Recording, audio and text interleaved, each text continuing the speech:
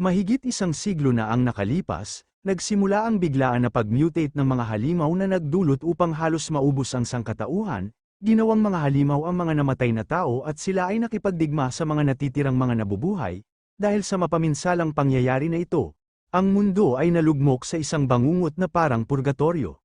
Sa gitna ng mga kaguluhan na ito ay lumitaw ang mga indibidwal na mayroong natatanging kakayahan na kilala sa tawag na nag-awaken, sila ang huling pag-asa ng mga tao para labanan ang mga nag-mutate na halimaw. At sa pagsapit ng year 2145 ay nagkaisa sa mundo ang lahat ng mga nag-mutate na mga halimaw, sila ay bumuo ng puwersa na walang kapantay, itinulak nila ang sangkatauhan sa kanilang huling kuta.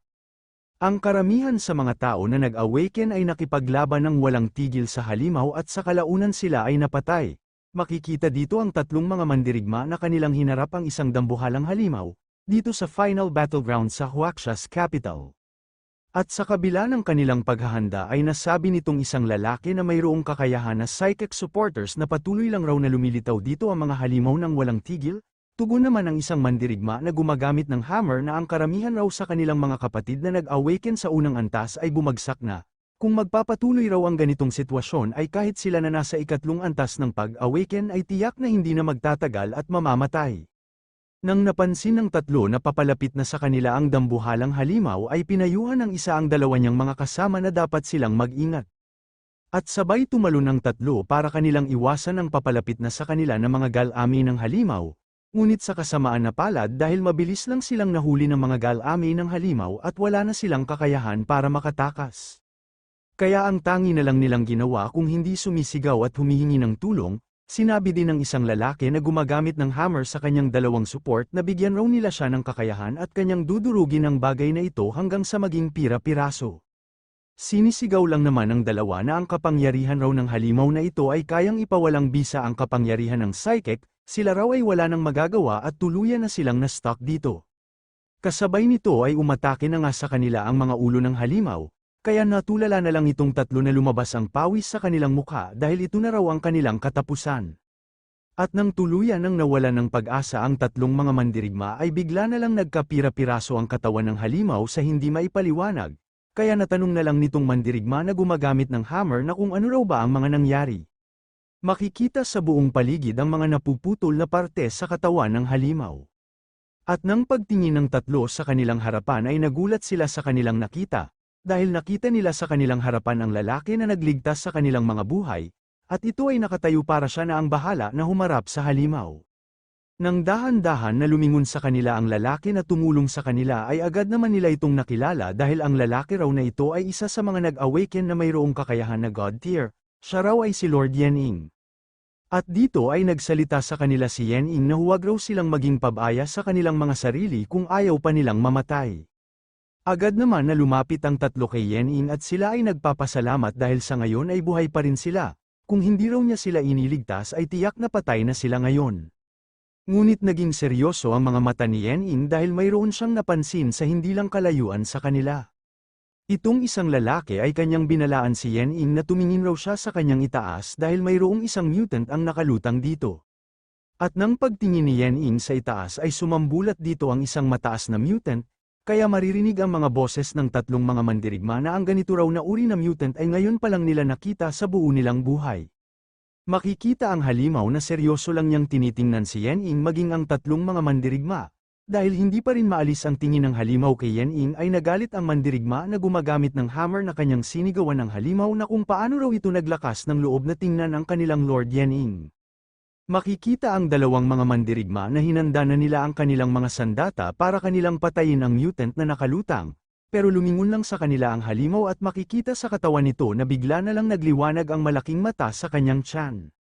Ang dalawang mandirigma na tinamaan ng malaking liwanag na pinalabas ng halimaw ay hindi na nila mag-alaw ang kanilang mga katawan at napabulwak sila ng dugo na halos pumutok na ang ugat sa kanilang mga katawan. At sa isang iglap ay nawasak ang mga katawan ng dalawang mandirigma at wala man lang kakaunting bakas na naiwan sa kanila. Ang tangi na lang naiwan sa dalawa ay ang kanilang mga sandata.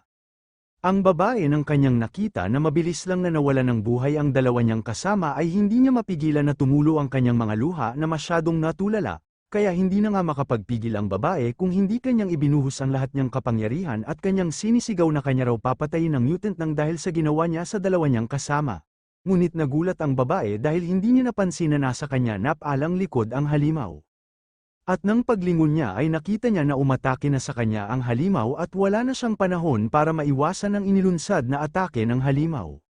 Dahil dito ay ang tangi na lang ginawa ng babae kung hindi kanyang ipinikit ang kanyang mga mata na hinihintay ang kanyang kamatayan. Ngunit nang iminulat na niya ang kanyang mga mata ay laking gulat niya dahil matagumpay na napigilan ni Yening ang balak ng halimaw na patayin ang babae. Sa isip-isip naman ni Yening na sa isang galaw lang raw ay nagawang napatumba ng mutant na ito ang dalawang pinakamalakas na kasapi ng ikatlong antas na pangkat. Hindi raw ito isang karaniwan na ikatlong antas na mutant ang kanyang kaharap. Sabay seryoso na inutusan ni Yening ang babae na kinakailangan na niyang umalis dito para tumakas dahil siya na ang bahala nitong halimaw. Tumugon naman ang babae na dapat mag-ingat raw ang kanyang Lord Yening at sa kanyang isip-isip na sa labanan raw na ganito ay magiging pabigat lang siya kay Lord Yening. At wala na nga na sinayang na oras ang babae kung hindi dali-dali siyang tumakbo para makatakas sa banta ng halimaw. Matapos makaalis ang babae ay hinanda na nga ni Yening ang kanyang espada para kanyang labanan ang mutant na kanyang kaharap. Pero sa hindi inaasahan ni Yening dahil sa kanyang ginawang pagdepensa para iligtas ang babae ay nagawang maputol ng halimaw ang kanyang espada. Kaya lumabas na lang ang pawis sa mukha ni Yening na kanyang nasabi sa kanyang sarili na sa simpleng pagharang lang raw niya sa atake ng mutant ay nawasak ang kanyang espada. Ngayon ay naiintindihan na raw niya dahil itong kanyang kaharap ay parang isang mutant na paulit-ulit na isinailalim sa simulation ng militar, sila ay mga nilalang na dapat umiiral lamang sa teorya. At dito niya napagtanto habang hindi maalis ang kanyang tingin sa mutant na ang halimaw raw na ito ay nasa antas ng Fourth Order mutant. Sabay naglakad na nga si Yening papalapit sa halimaw at kanyang iniisip na sa pagharang raw niya sa ganito kalakas na mutant ay dapat na kanyang ibuhos ang buo niyang lakas. Sabay tumalo na nga si Yening ng sobrang bilis para siya na ang maunang umatake sa halimaw, samantalang ang mutant ay hinanda na niya ang kanyang mga galami para depensahan ang kanyang sarili laban kay Yening. At nang tuluyan ng tumama ang naputol na espada ni Yening sa katawan ng halimaw ay makikita ito na nagkaroon ng malakas na pagsabog. Dahil sa impact ng kanilang mga enerhiya ng nagkasalpukan ay yumanig ang buong lugar at ito ay tuluyan na nawasak. Ngunit sa kabila ng salpukan ng atake ni Yening at ng mutant ay natulala na lang itong si Yening sa mga nangyari, dahil napansin niya na tinamaan siya sa kanyang tiyan ng atake ng kalaban. Upang tuluyan na mawala ng lakas si Yening ay mas lalo pang ibinaon ng mutant ang kanyang galame sa tiyan ng ating bida. Dahil dito ay bumagsak na nga sa lupa si Yening at hindi na makagalaw na hinihintay na lang ang kanyang kamatayan sa kamay ng mutant na kanyang nakaharap. At napapatanong na lang siya na kung ganito raw ba kalakas ang nasa antas ng Fourth Order na mutant, sa tingin niya wala pang mga tao ang nakakaalam kung gaano kalakas ang mutant na nasa antas ng Fourth Order. Sa ngayon ay wala na siyang magagawa kung hindi hihintayin na lang niya ang kanyang kamatayan, siya raw ay nabigo na maprotektahan ang kanilang mundo. Hindi raw niya gusto na magwawakas na lang siya ng ganito at kung mayroon lang raw sana siyang magagawang paraan para maiwasan ang kanyang kamatayan ay kanyang gagawin, ngunit huli na ang lahat.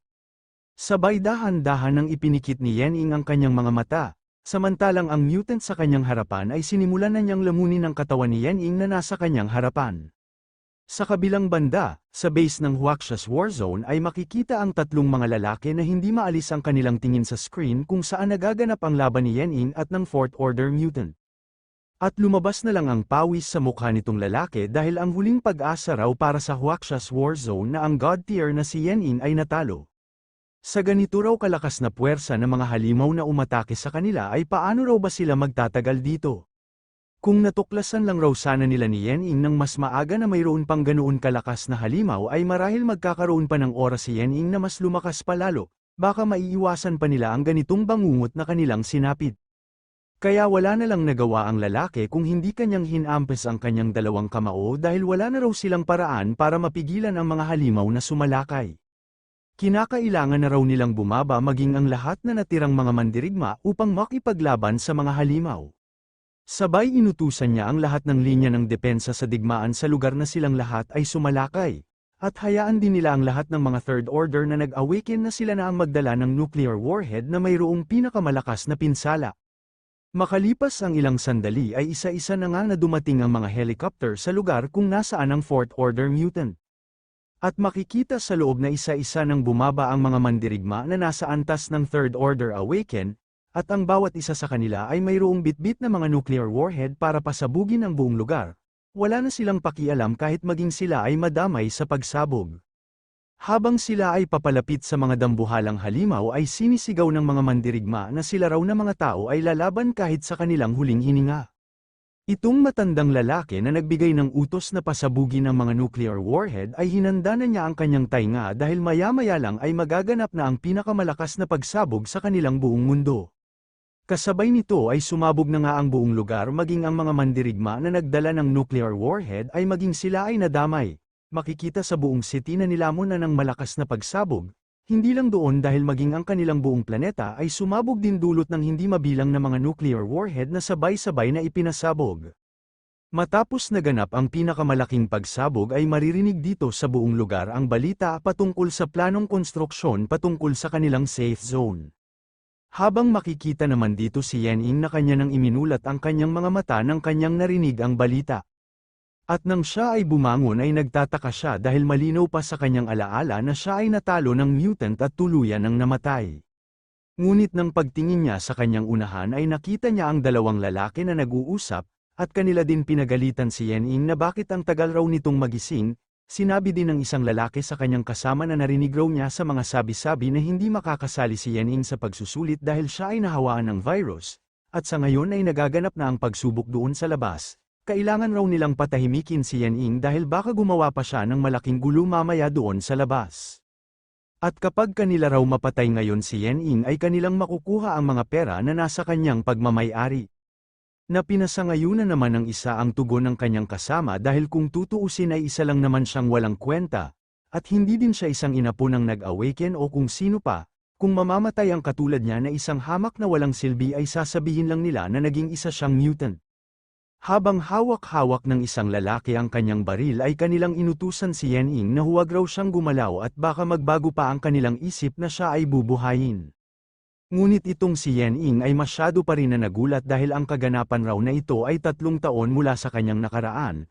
Marahil raw ba na siya ay bumalik sa nakaraan noong panahon na nagaganap ang exam, kaya raw pala na hindi siya nasuri noong nakaraan kung buhay pa ba siya dahil mayroong nakialam sa nagaganap na pagsusulit. Habang patuloy pa rin na nagsasalita ang dalawang lalaki ay wala silang kaalam-alam na nakalapit na pala ang isang kamay ni Yen-Ing sa baril ng lalaki. At iniisip nitong si Yen-Ing na ang nangyari raw sa kanya noong nakaraan niyang buhay ay hindi na mangyayari sa kanyang kasalukuyan. Itong dalawang lalaki ay masyadong nagulat dahil mabilis lang na nakuha ni Yen-Ing ang baril ng isa sa kanila. Kasabay nito ay mabilis na tumalon si Yen-Ing para kanyang turuan ng leksyon ang isang lalaki na balak siyang patayin. At makikita na inatake ni Yen-Ing ang sikmura ng lalaki ng sobrang lakas. Ang isa pang lalaki ay halos hindi makagalaw ng kanyang nakita na walang kahirap-hirap lang na pinatumba ni Yen-Ing ang isa niyang kasama. Sa ginawang atake ni Yen-Ing ay napanganga na lang itong lalaki na tumutulo ang kanyang mga laway, at ang mas lalo niyang ikinatatakot dahil itinutok na ni Yen-Ing ang baril na kanyang pagmamay-ari. Samantalang ang isa pa ay nanginginig ang kanyang buong katawan na halos hindi niya makalabit ang kanyang baril para patamaan si Yen-Ing, dahil mas nangingibabaw sa kanya ang takot. Makalipas ang ilang sandali ay tuluyan na nga na pinabagsak ni Yen-Ing ang dalawang lalaki.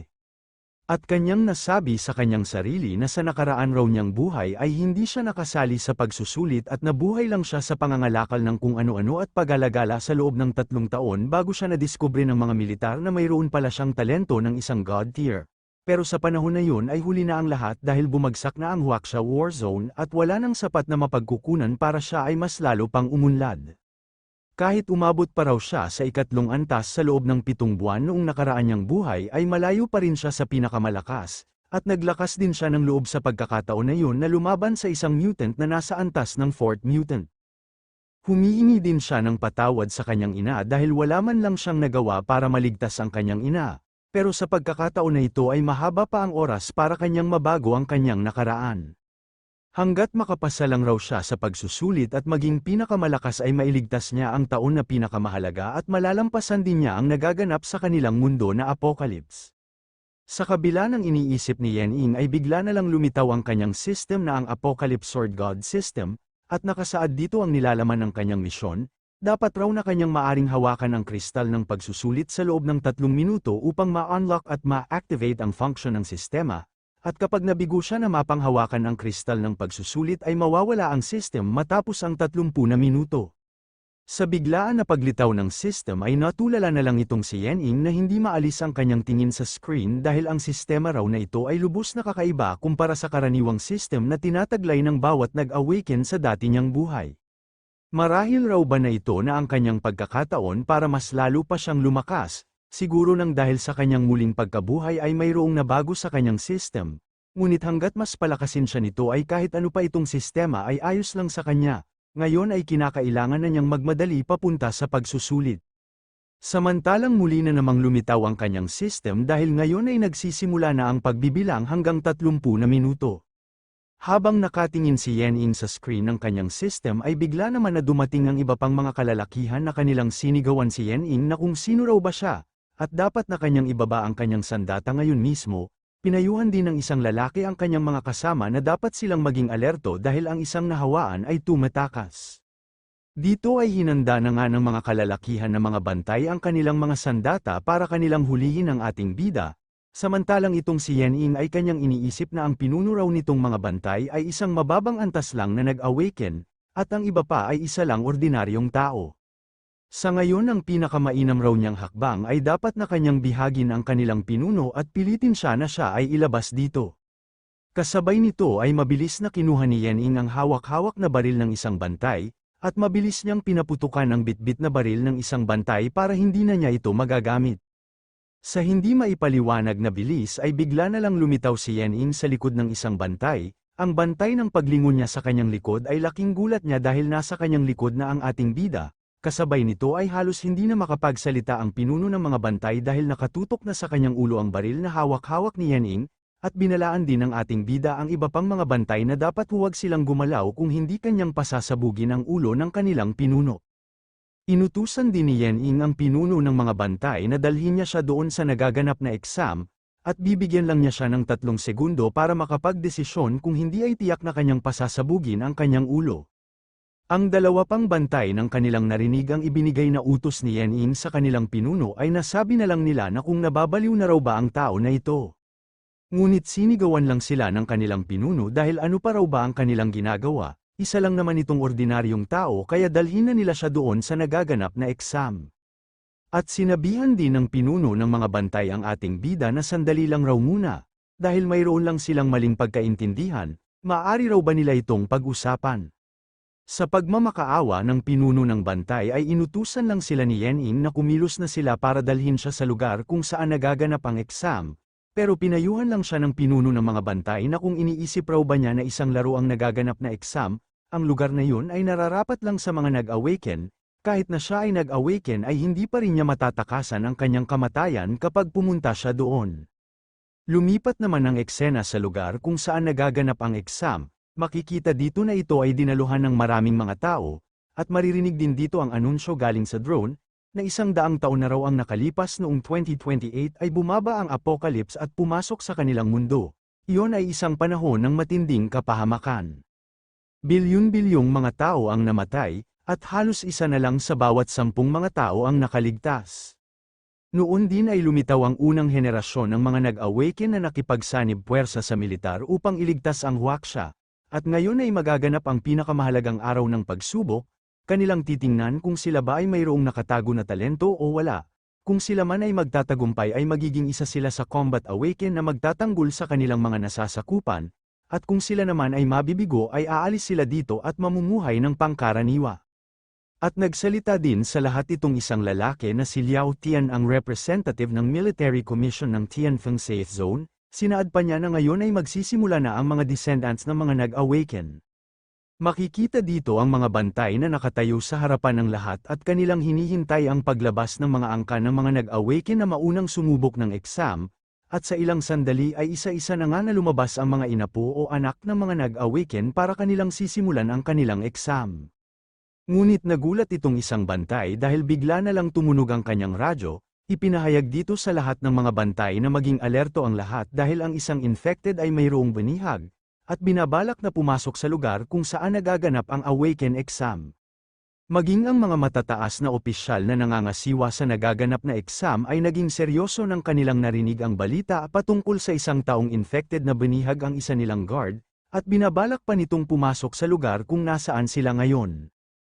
Ang ibang mga guard sa pagsubok ay napalingon sa kanilang likod dahil mayroon silang napansin na papalapit na sa kanila.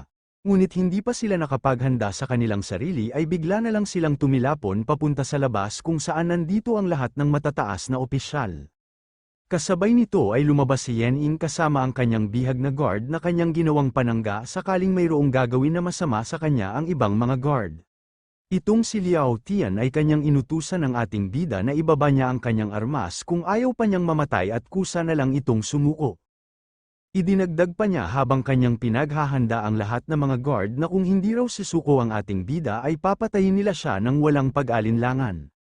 Dito ay dahan-dahan na nga na lumapit ang mga guard kung saan nakatayo ang ating bida maging ang kanyang bihag, samantalang ang iba pa ay kanilang itinutok ang kanilang mga armas sakaling mayroong gagawin na masama sa kanila ang ating bida.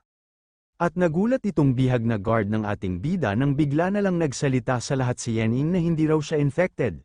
Pero kahit sinabi na ni Yen Ying na hindi siya infected ay itinutok pa rin ng mga guard ang kanilang mga armas sa ating bida, at idinagdag pa sa kanila ni Yen Ying na kaya lang raw siya pumunta dito dahil gusto niyang lumahok sa nagaganap na exam, at wala din siyang balak na istorbohin ang nagaganap na exam.